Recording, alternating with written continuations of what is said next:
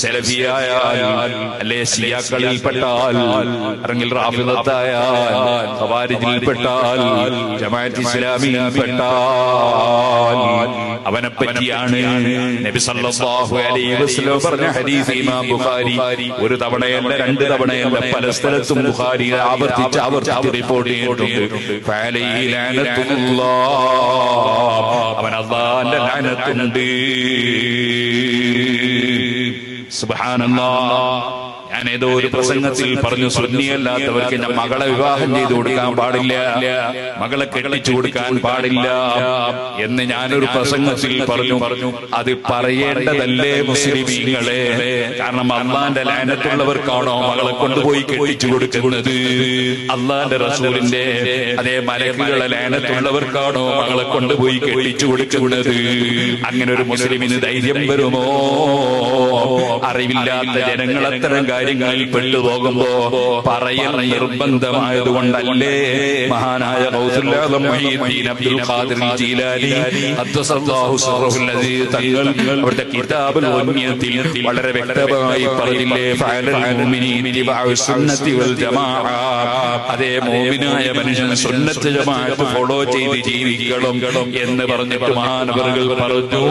അതിന്റെ ശേഷം അതാ സുന്നത്ത് ജമാഅത്തിന്റെ വിരോധികളുമായി അവരോട് എതിർത്ത് തന്നെ നിൽക്കണം. വലായുനാഹിം, അവർക്ക് നിക്കാഹ് ചെയ്ത് കൊടുക്കാൻ പാടില്ല, അവരെ വർദ്ധിപ്പിക്കുന്ന ഒരു ഏർപ്പാടും ചെയ്യാൻ പാടില്ല. എന്തിനധികം ഒരു പെരുന്നാളിന്റെ അന്ന് ആശംസ പോലും അവർക്ക് പറയാൻ പാടില്ല, അവർക്ക് നിക്കാഹും ചെയ്തു കൊടുക്കാൻ പാടില്ല. സുബ്ഹാനല്ലാഹ്. ഇതല്ലേ ബഹുമാനപ്പെട്ട ശംസുൽ ഉലമാ അബൂബക്കർ മുസ്ലിയാർ അവറുകൾ അതേ സുന്നത്ത് ജമാഅത്തിന്റെ വിരോധികൾ മരിച്ചാൽ അവർക്ക് മയ്യിത്ത് നിസ്കരിക്കാൻ പാടില്ല എന്ന് പറഞ്ഞ് ശംസുൽ ഉലമാ ഉസ്താദ് ഫത്വ കൊടുത്തപ്പോ ഈ ഇബാറത്തിന് ഉദ്ധരണിയല്ലേ എടുത്തുദ്ധരിച്ചത്? അപ്പൊ ശംസുൽ ഉലമയും പറയുന്നത് അത് തന്നെയാണ്. അങ്ങനെ സുന്നിയല്ലാത്തവന് വിവാഹം ചെയ്തു കൊടുക്കാൻ പാടില്ലെന്നാണ്. ഓ സുഹൃത്തുക്കളെ, ഞാനിത് പറഞ്ഞു വരുന്നത് ദീനിന്റെ നിയമങ്ങൾ പണ്ഡിതന്മാര് പറയുമ്പോ പരിഹസിക്കുകയല്ല വേണ്ടത്, മറിച്ച് ഖുർആനും ഹദീസും അനുസരിച്ച് വല്ല വാക്കും പറയാറുണ്ടെങ്കിൽ അതാണ് പറയേണ്ടത്.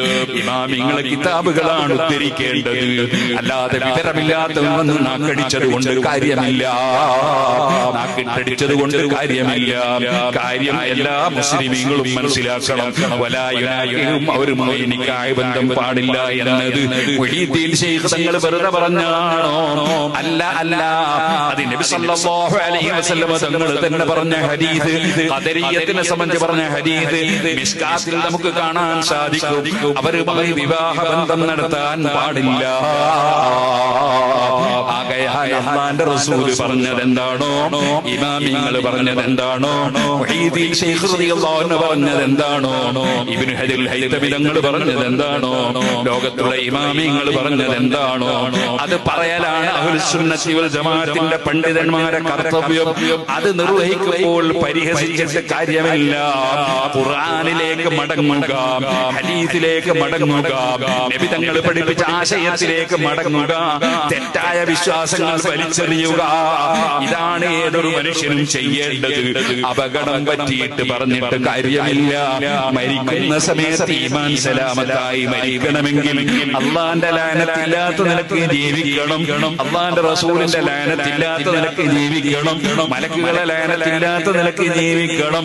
ഇത് എന്റെ വകയിലല്ലോ, ഇമാം ബുഖാരി റിപ്പോർട്ടിലെ ഹദീസല്ലേ. മൻ ഹദസ, വല്ലവനും സുന്നത്ത് ജമാഅത്ത് വിട്ട് പുത്തനാശയക്കാരനായാൽ, ഔ ആവാ മുഹദിസൻ, അല്ലെങ്കിൽ പുത്തനാശയക്കാരനെ ചേർത്ത് പിടിച്ചാൽ, ഫഅലൈഹി ലഅനത്തുല്ലാഹി വൽ മലായികത്തി വന്നാസി അജ്മഈൻ, അല്ലാഹുവിന്റെ ലഅനത്തുണ്ട്, മലക്കുകളുടെ ലഅനത്തുണ്ട്, സർവ്വമഹാന്മാരായ ജനങ്ങളെയും ലഅനത്തുണ്ട്.